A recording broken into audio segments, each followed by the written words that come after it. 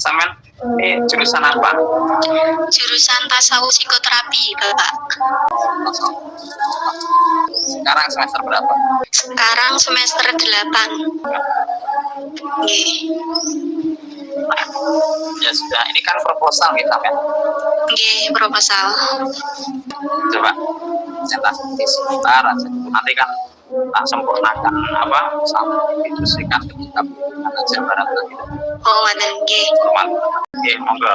Sebelah mawon. Assalamualaikum warahmatullahi wabarakatuh. Waalaikumsalam warahmatullahi wabarakatuh. Alhamdulillahirrabbilalamin. Yang saya hormati Bapak Abu Syamsuddin MTHI selaku dosen penguji 2 dalam seminar proposal kali ini. Alhamdulillah, terima kasih Bapak atas kesempatannya mempersilahkan saya untuk mempresentasikan mengenai rancangan penelitian atau proposal saya. Untuk poin pertama, mengenai alasan pemilihan judul. Jadi judul saya di sini adalah implementasi konsep sabar perspektif Al-Ghazali dalam meningkatkan adversity quotient mahasiswa tasawuf psikoterapi IAIN Kediri.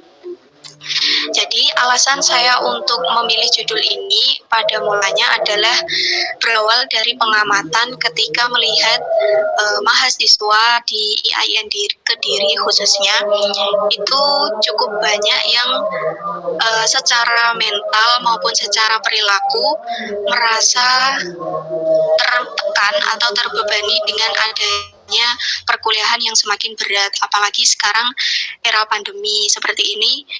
Justru mereka semakin tertekan seperti itu. Nah, dari kejadian seperti itu, mahasiswa mungkin sebagian besar belum memahami bagaimana cara menanggapi atau merespon keadaan yang seperti itu. Akhirnya saya berpikir bahwa konsep sabar ini dapat mengatasi persoalan mahasiswa.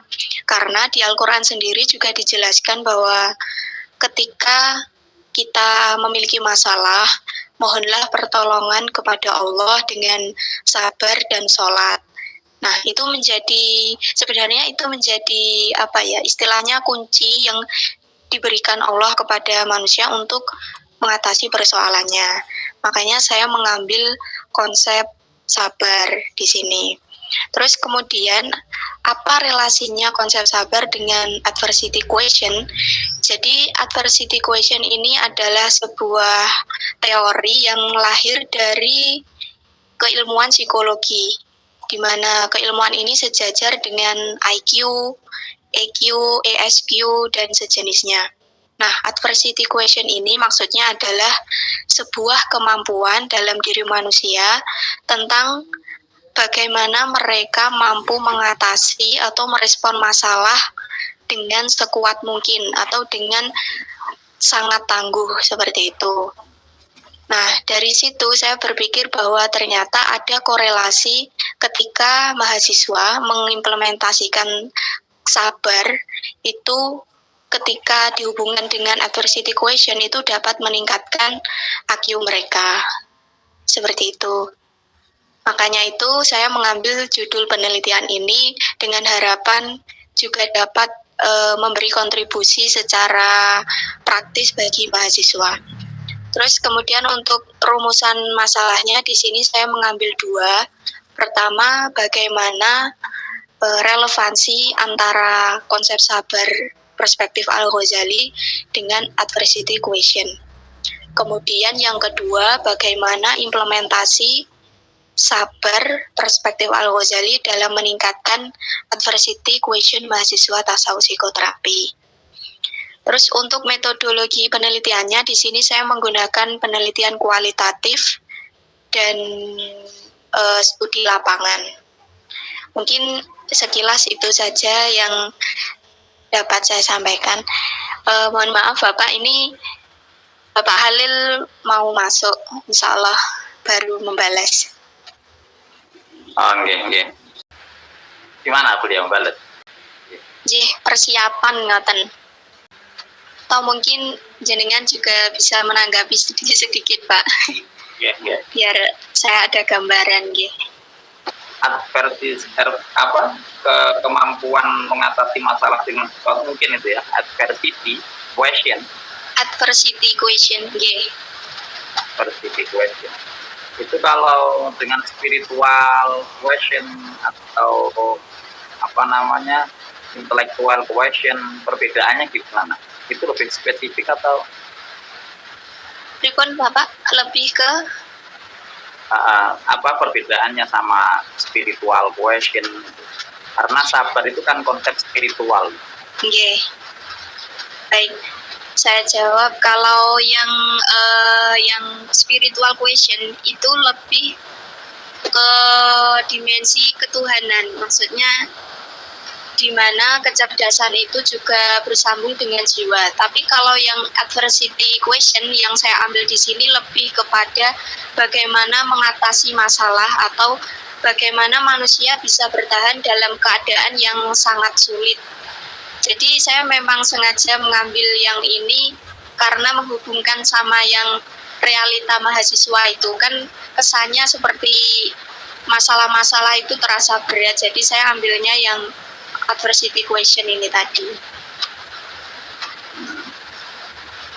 Terus nanti, ini kan masih bayangan. Nanti bagaimana tangan mengukur keberhasilan tentang konsep sabar itu terhadap ini kan ada implementasinya. Implementasi sabar terhadap mahasiswa itu bayangannya tangan gimana? Anu sabar dulu itu ada berapa model kalau dalam konsep Al-Ghazali? Kalau dalam Al-Ghazali tingkatan sabar, maksudnya seperti itu nggih.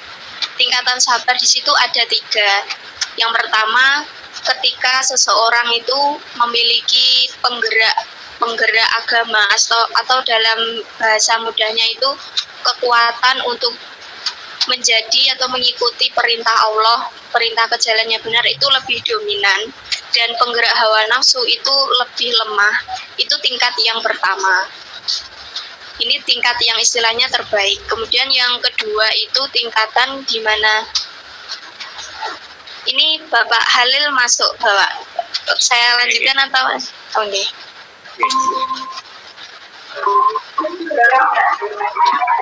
Assalamualaikum Pak Dokter. Alhamdulillah.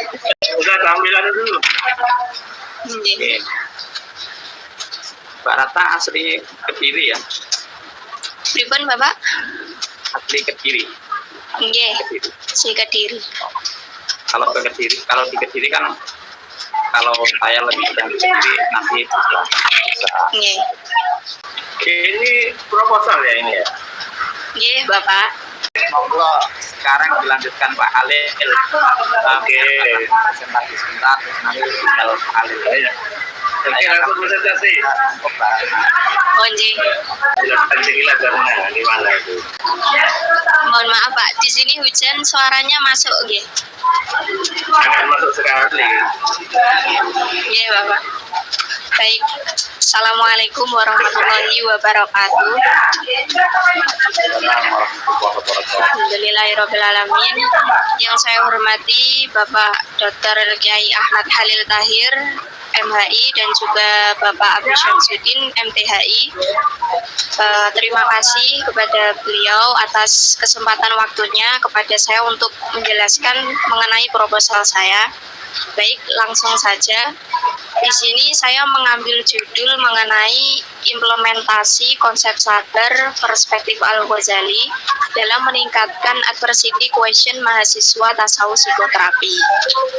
Nah, latar belakang alasan saya mengambil judul ini adalah ketika melihat banyak sekali mahasiswa, meskipun tidak semuanya tentunya, itu mengalami tekanan akademik di mana tugas-tugas mereka atau beban-beban kuliah itu semakin berat, terlebih ketika era pandemi seperti saat ini. Nah, dari kasus seperti itu akhirnya muncul sebuah konsep dari problem solvingnya untuk menyelesaikan atau mencoba mencari tahu bagaimana kiranya jika implementasi sabar ini diterapkan untuk mahasiswa yang sedang dalam keadaan sulit seperti ini. Makanya saya mengambil konsep sabar khususnya dari Imam Al-Ghazali. Kemudian relasinya dengan adversity question itu ketika seseorang menerapkan sifat atau konsep sabar ini dalam kehidupan sehari-hari seperti di dalam kehidupan kampus, ini memiliki relasi dengan adversity question. Maksudnya adversity question itu adalah kemampuan seseorang untuk mengerahkan potensi dalam dirinya untuk menyelesaikan atau menanggapi permasalahan yang semakin sulit. Istilahnya bagaimana mereka bertahan dalam keadaan yang sulit. Ini dinamakan adversity question. Mungkin sekilas itu yang dapat saya sampaikan. Bisa dilanjutkan di sesi selanjutnya. Terima kasih. Pak Dokter, saya sudah nanti. Oke. Terima kasih Bapak Ustaz. Maaf terlambat ya. Iya, Bapak. Wajah ya ada ujian bersatu. Begini saudari Ratna, yang maaf sebelumnya, mestinya kemarin ujian ya. Pripun, Bapak? Ujiannya mestinya kemarin. Iya, yang hari Jumat. Ya, bareng terus. Jadi begini, ini bahasan. Coba saya tanya dulu, konsep sabarnya Al-Ghazali itu gimana? Konsep sabarnya Al-Ghazali yang saya pahami itu beliau mengajarkan mengenai bagaimana keadaan dalam diri seseorang itu memiliki penggerak agama dan penggerak hawa nafsu, dan keduanya ini saling berebut posisi dalam diri manusia. Ketika penggerak agamanya itu menetap dalam diri manusia, maka sabar itu bisa muncul. Tapi kalau penggerak hawa nafsunya itu justru menguasai diri manusia, maka dia sabarnya menjadi rendah seperti itu, belum mencapai sabar istilahnya. Kemudian ada langkah-langkah untuk melemahkan yang lain dan menguatkan yang satu. Ada. Insya Allah ada, Bapak. Jangan kamu mau meneliti bagaimana. Oh ya, iya. Tapi pasti artinya memang ada langkah-langkah yang ditawarkan oleh Al-Ghazali untuk menguatkan orientasi keagamaan apa ya, sifat-sifat baiknya, fitrahnya, bagaimana untuk menimbulkan fitrah yang cenderung kepada kebaikan atau justru sebaliknya dengan meninggalkan langkah-langkah itu akan membuat hawa nafsunya ya di situ juga ada unsur eksternal. Hawa nafsu itu kan juga eksternal itu ya kaitan perbedaan-perbedaan manusia itu masalah tapi juga ada yang bersifat internal. Jadi kata nafas itu kan ini kan ada nafsu lawamah, ada nafsu lawamah, ada nafsu tidak. Jadi salahnya yang paling penting karena itu kaitannya dengan penyelesaian dunia ya. Penyelesaian dunia yang membutuhkan kesabaran, dan kesabaran itu tentu harus muncul dari dirinya sendiri, bukan yang kemudian menopang dan kembali kepada fitrah. Jadi manusia ini kan ada fitrah. Kalau yang keluar dari fitrah, maka bagaimana mengembalikan pada fitrahnya. Oke, jadi yang paling penting begini ya, Ibu Ratnawati, karena ini yang namanya teori atau konsep itu ada yang masih dinamis, ada yang tidak operasional. Nggih. Kamu harus sabar. Nah, itu berarti konsep langit awang-awang. Konsep apapun itu, atau teori apapun, teori sosiologi misalnya, kita ada yang masih bersifat sangat abstrak, langit, lalu ada yang sudah operasional. Maka konsep sabar ini atau teori sabar ini harus bisa Anda operasionalisasikan. Bagaimana operasionalisasikan? Karena selama ini kan kamu harus sabar, lah iya caranya sabar itu. Langkah-langkah sabar itu harus sabar. Apa dia harus syukur? Kamu harus syukur. Langkah-langkah. Jadi sudah seperti itu. Nah, nanti Anda harus bisa kalau memang di dalam konsep Al-Ghazali, saya juga kurang yakin kalau kemudian operasional seperti yang kita inginkan tadi itu di dalam kita Al-Ghazali atau keterbatasan pembelajaran saya. Syukur kalau memang Anda dapatkan itu ya, konsep sabar yang kemudian ada diikuti dengan tahapan-tahapan menuju sabar dengan peringkat-peringkatnya. Karena namanya sabar kan tidak ada peringkat-peringkatnya. Sabarnya ulul azmi berbeda dengan sabarnya umat Islam pada umumnya. Bagaimana sampai kepada sabarnya ulul azmi itu juga tidak sesuatu yang sekarang sabarnya mahasiswa yang itu masuk ke sabar tingkatan apa gitu. Dan bagaimana mewujudkannya sabar itu ya. Karena sabar ini kan faktor internal dan ada implikasi tadi yang Anda sebutkan dan relevansinya atau implikasinya atau ini dengan adversity tulisan ya. Ini teorinya siapa ya? Teorinya Paul Gestalt, Pak. Teorinya psikologi ini ya. Nggih. Psikologi. Oh ya. Psikologi. Apa karena ilmu itu memang jadi begini. Jadi ada yang hubungan antara satu ilmu dan yang lain itu bersifat integratif. Integratif itu menyatu. Kayak menyatunya gula, kopi dan air ketika menjadi kopi. Itu namanya terintegrasi.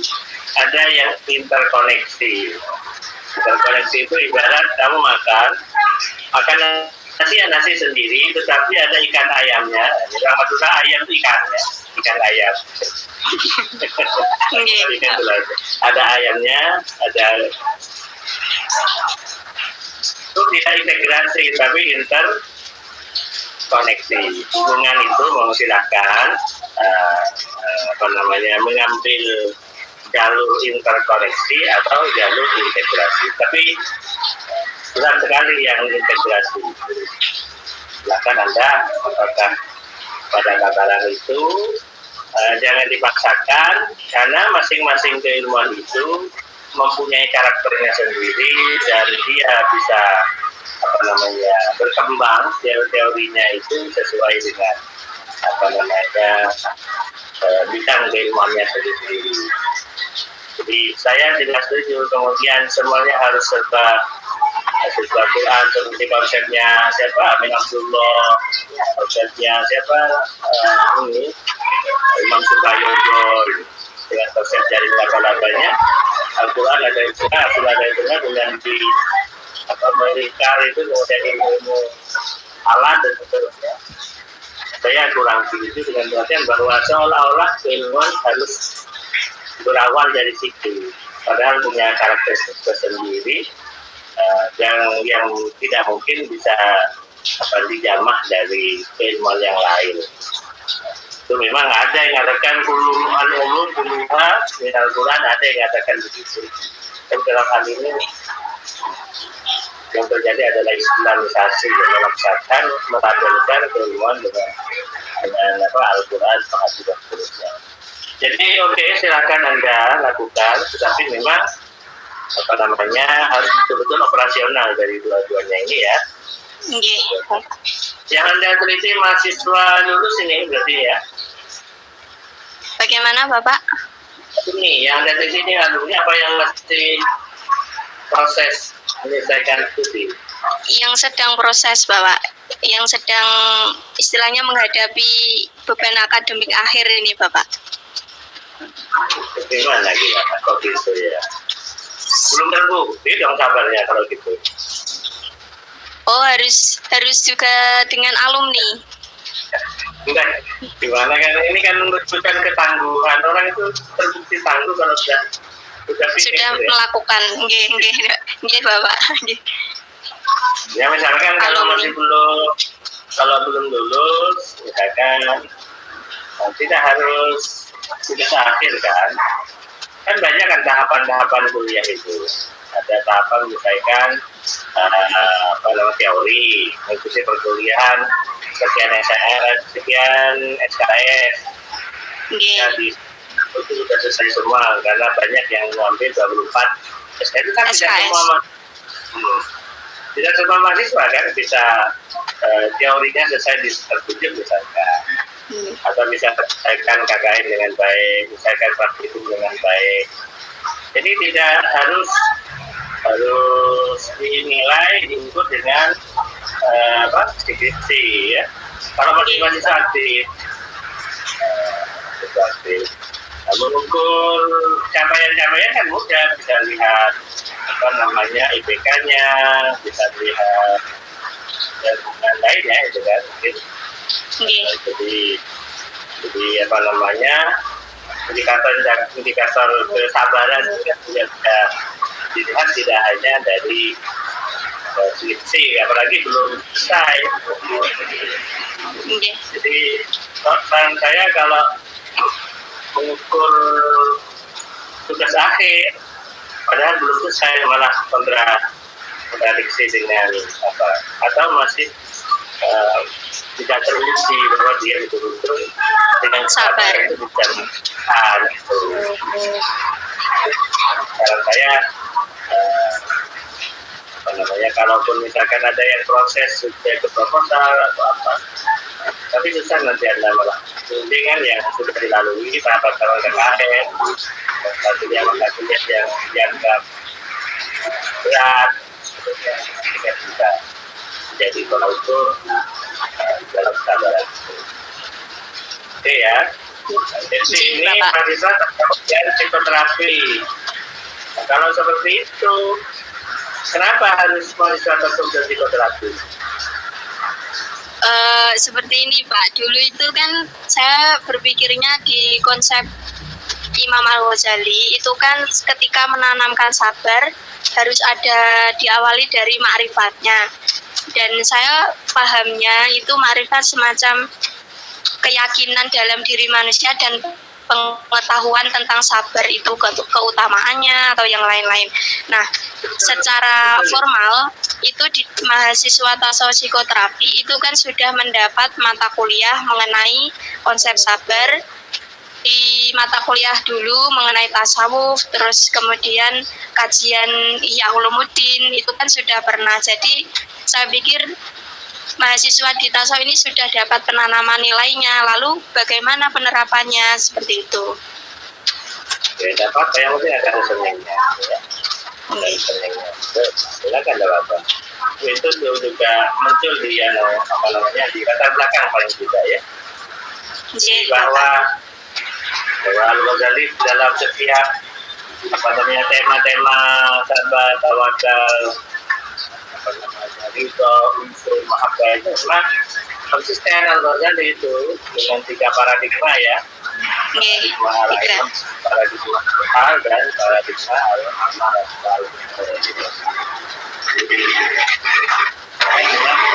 Sudah ada sebutkan di proposal yang saya sebutkan. Yang makrifat itu nggih? Ya. Belum Bapak, belum. Jadi disebutkan. Jadi orang tidak harus apologetik ya. Saya memilih ini, tidak usah. Mahasiswa adalah mahasiswa profesor dan psikoterapi, mereka adalah mendapatkan belas. Jadi hindari pilihan kalimat atau diksi dan apologi. Mending dideskripsikan apa adanya, tapi orang memahami mengapa memilih ini ya karena ini yang dijelaskan. Jadi orang tanpa sadar digiring kepada logika Anda di dalam memilih, termasuk memilih konsepnya Ghazali, kalau tidak memilih konsepnya Junaid al-Baghdadi, tanpa kau memilih positive equation, kalau tidak memilih teori yang lain, itu ada reasoning ya, ada alasan-alasan tuntas, dan itu tentu di latar belakang ya. Yang samping juga Anda sudah memberikan paparan-paparan temuan-temuan awal dari sampel lah dari beberapa mahasiswa yang Anda dapati terkait dengan dua teori tadi ya, dua konsep tadi.